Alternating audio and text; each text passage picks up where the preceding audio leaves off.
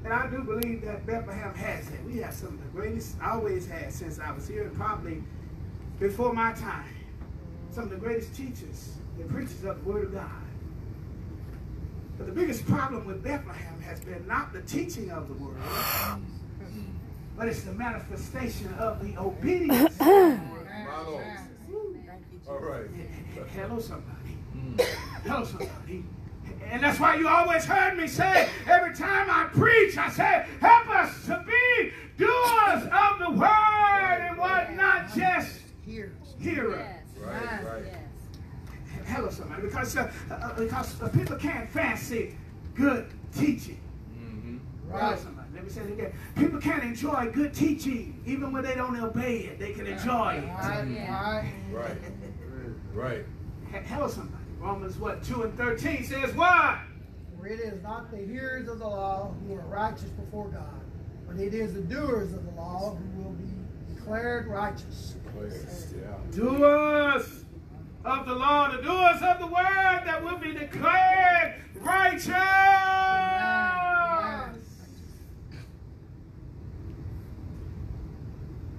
I believe there's a sickness that a person can have, and they can eat food, but they can't digest it.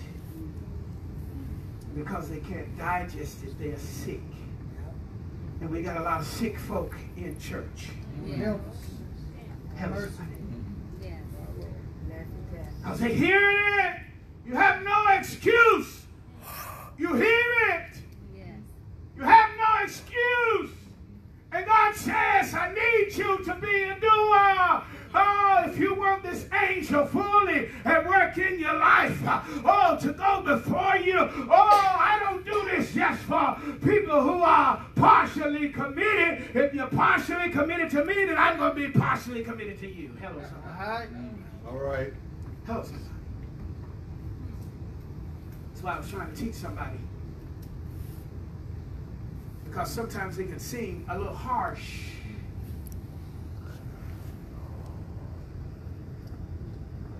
But if folk ain't going all the way with God, what makes you think God wants good and godly folk to go all the way with you? Come on, God. Hello, somebody. Come on. Hello, somebody. God says, be a doer of the word. Say to your neighbor, oh, neighbor. Oh, be a doer of the word. Amen. Doer of the word. It's just so wonderful to be in a relationship with God. Yes, sir. Obey Him completely. Amen. Not say that everything in your life will go the way that you want it. But I can guarantee you that God is with you in and through it all. Amen. Thank you, Lord. Hello, somebody. So we talked about an angel of might.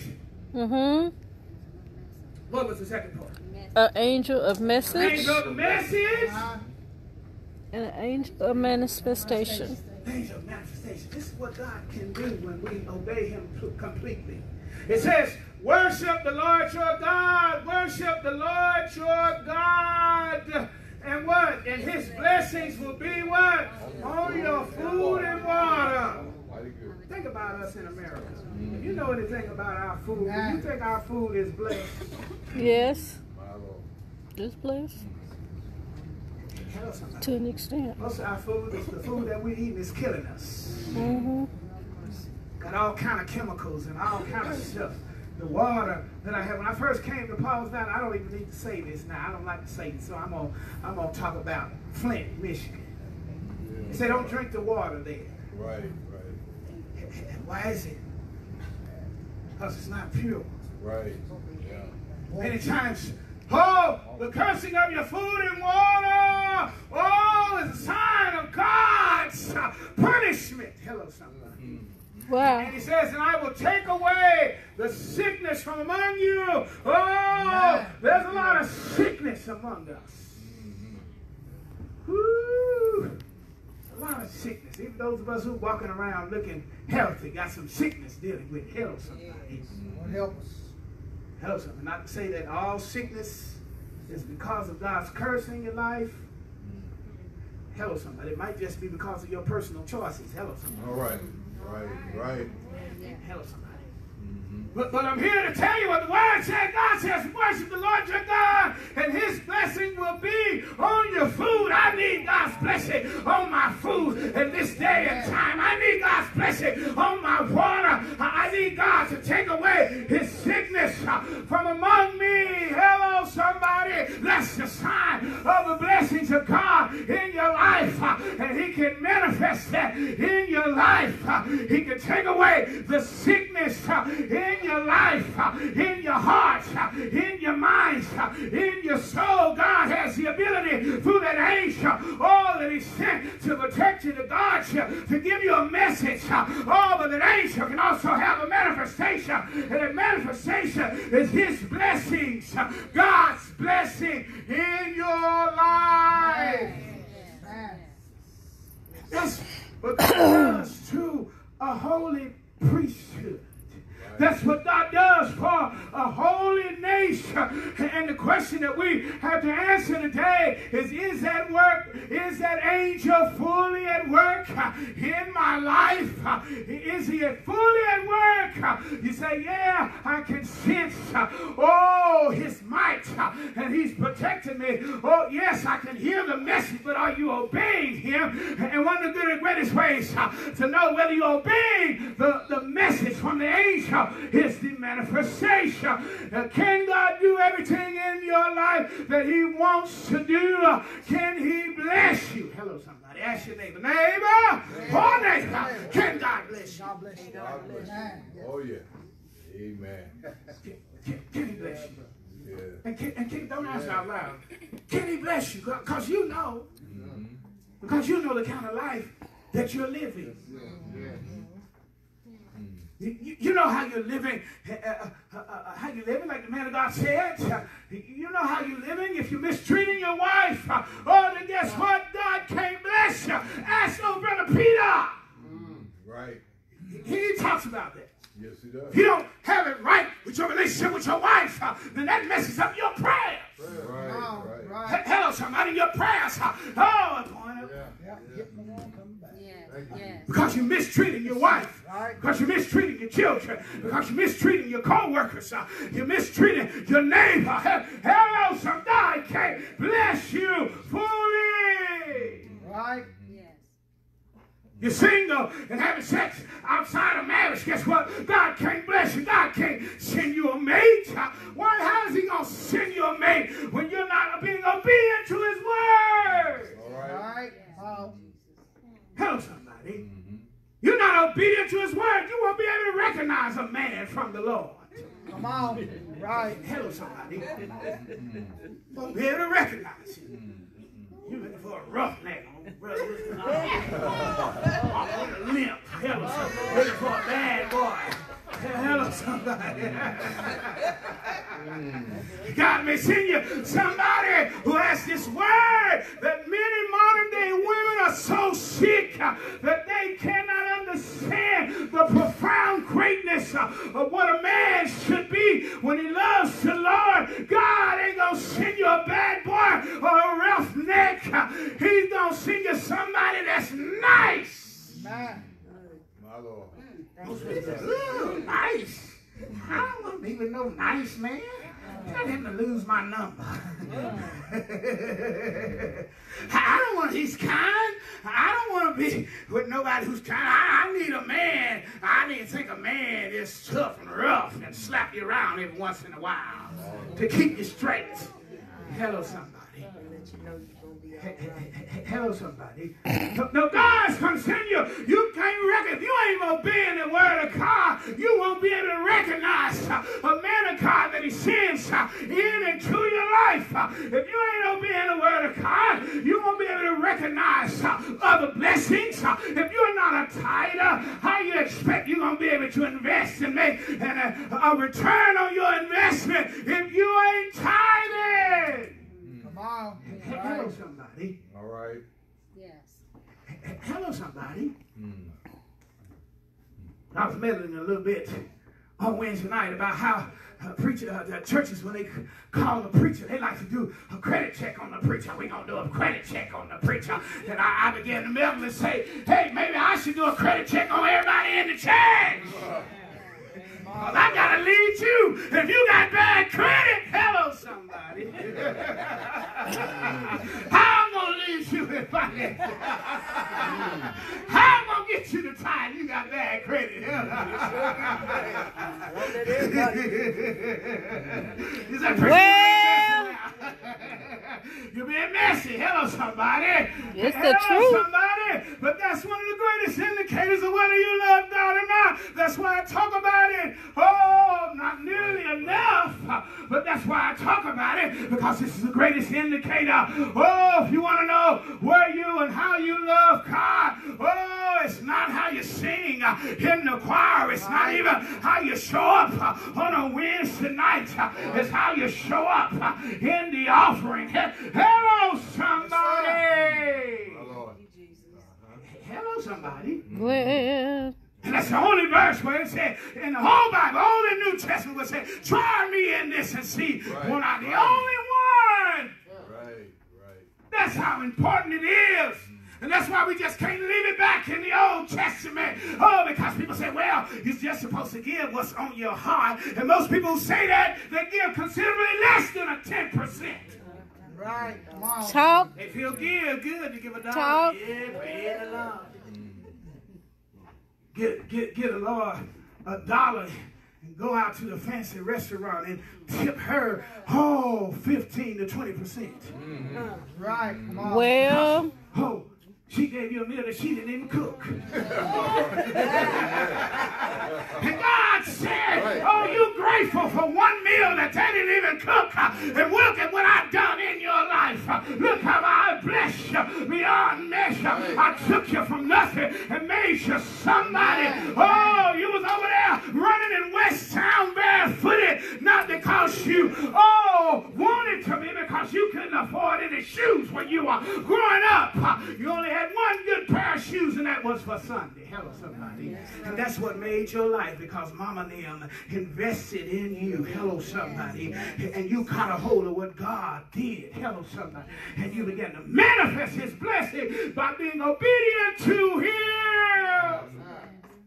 How is the angel's manifestation in your life? Are you being blessed like you should? Can the angel not manifest only half of something? All he can do is give you manna.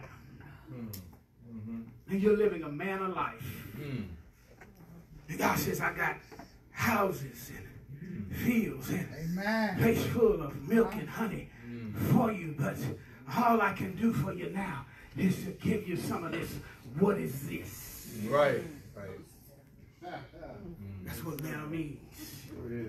You're living a what is this life? And God says, I want you to live a life full of promise where I can manifest myself in your life, because you manifest yourself in my life. You obey me fully and completely. I can let that angel loose in your life. I can not only use him to protect you, I can not only use him to give you a message, but I can use him to manifest God's blessing in your life. Right.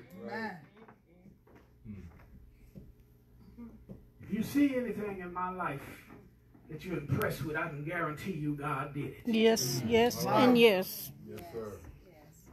That's right. Anything.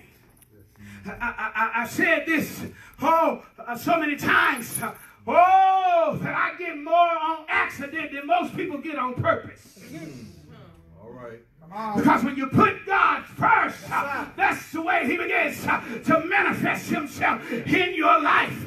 He allows that angel to do some stuff that you didn't even think about, to give you some blessings that you wasn't even ready for. He'll enable you to inherit early. Hello, somebody.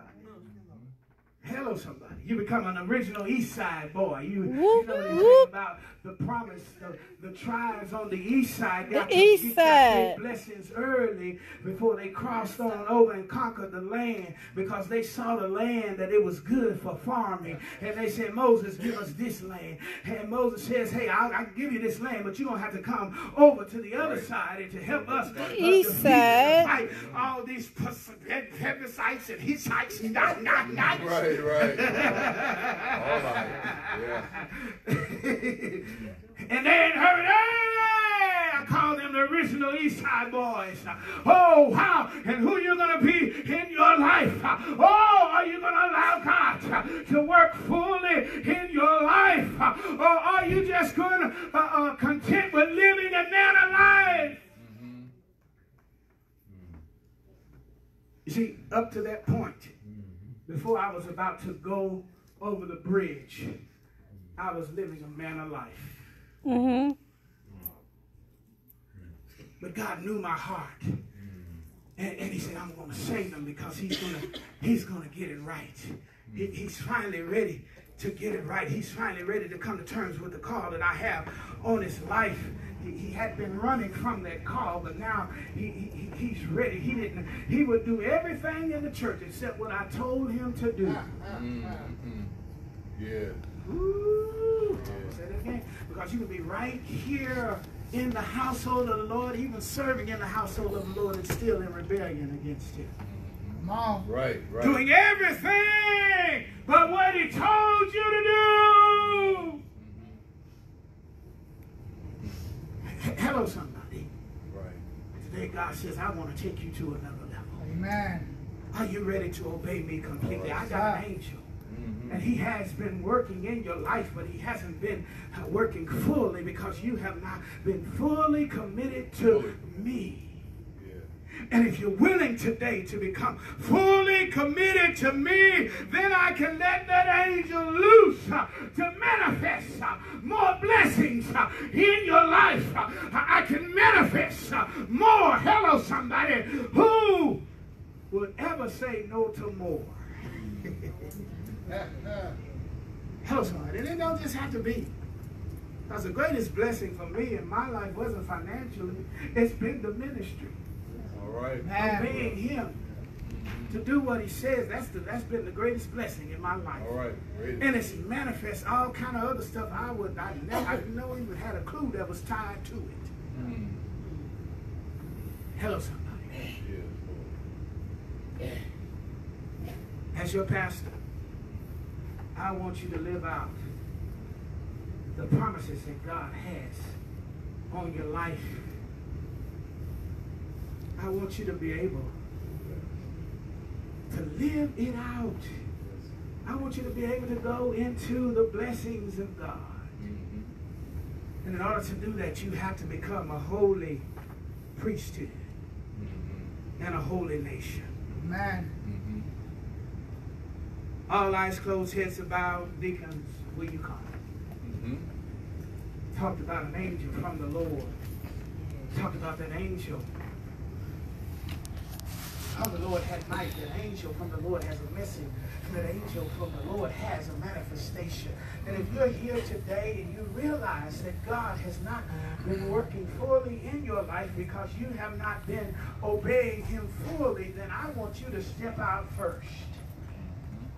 I want you to come first.